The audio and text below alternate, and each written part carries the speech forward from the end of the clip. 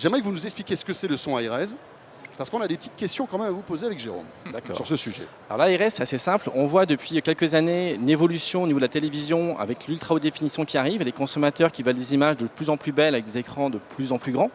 C'est la réponse aujourd'hui apportée par les constructeurs, c'est l'ultra haute définition. C'est un petit peu la même chose, le pendant au niveau de l'audio. Aujourd'hui, depuis maintenant 10-15 ans, les consommateurs se sont habitués au MP3 avec l'avantage de la flexibilité de pouvoir emporter sa musique partout. Par contre, de plus en plus de consommateurs reviennent sur la qualité de son et aujourd'hui sont un petit peu gênés par la qualité du MP3 qui n'est pas forcément toujours là et qui ne permet pas forcément d'avoir tout le plaisir qu'on pourrait attendre en écoutant ces morceaux de musique.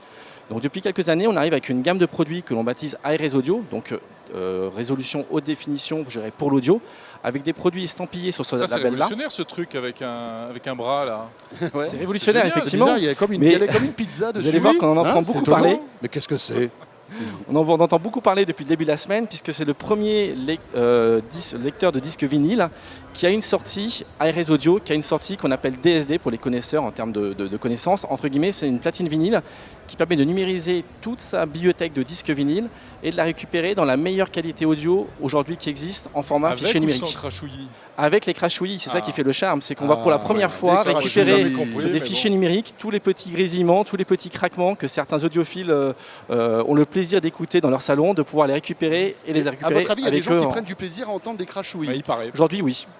Clairement, et on voit que le marché du vinyle, c'est un marché qui revient en croissance. Il y en a qui aiment se faire marcher dessus aussi. Hein. Oui, c'est vrai.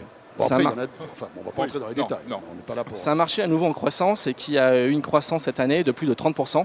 Donc un marché qui est vraiment en forte croissance depuis 2-3 ans. C'est un marché de niche, j'imagine. Ça reste un marché de niche. Avec une patine vinyle à la maison. Effectivement, ça reste un marché de niche, mais on voit que certains audiophiles reviennent sur ce segment du vinyle à ce niveau-là. La cassette, pas encore. On va y réfléchir. Patrick, pensez un mot quand même sur le son high-res. Franchement, est-ce que c'est pas un peu du marketing tout ça? Parce que finalement aujourd'hui, on prend un casque audio de bonne qualité qui n'est pas high-res. Est-ce que franchement, Jérôme ou moi, bon Jérôme commence à être un peu sourd, mais admettons moi, voilà, on va sentir la différence entre un son d'un casque high-res d'un son d'un casque traditionnel, franchement. C'est un petit peu comme la télévision, c'est que pour vraiment entendre une différence, il faut que toute la chaîne soit high-res. Donc la meilleure expérience, je vous invite à venir sur notre stand pour faire un petit essai sur différents Walkman et différents casques que l'on a high-res et classiques. Mais réellement oui, je vous promets, si on a une chaîne high-res, c'est-à-dire si on a de la musique en high-res, ou bien via des sites de streaming ou qu'on a numérisé, installé sur un Walkman ou un smartphone compatible high-res, Sony en propose, mais d'autres marques aussi, et avec un casque high-res, vous voyez vraiment la différence.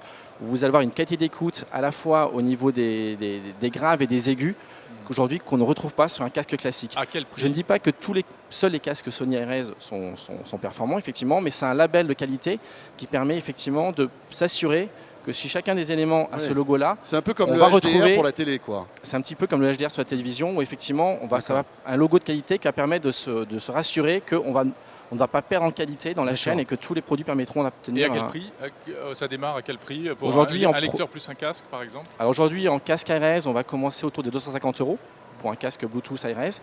Au niveau des baladeurs, on va avoir des premiers produits qui vont commencer dans les 200 €. Alors, quand vous dites Bluetooth high-res, c'est incompatible, mais malgré tout, ça marchera avec un protocole Bluetooth high-res, quand on dit Bluetooth high-res, c'est parce qu'en fait, tous nos casques Bluetooth sont aussi filaires et on a une technologie Sony qui est ouverte, qui s'appelle le LDAC, qui permet sur une transmission Bluetooth d'utiliser 3 fois plus de bandes passantes pour justement ne pas perdre en compression et conserver une qualité audio haute définition, même en sans fil, entre le casque et le baladeur ou le casque et le smartphone.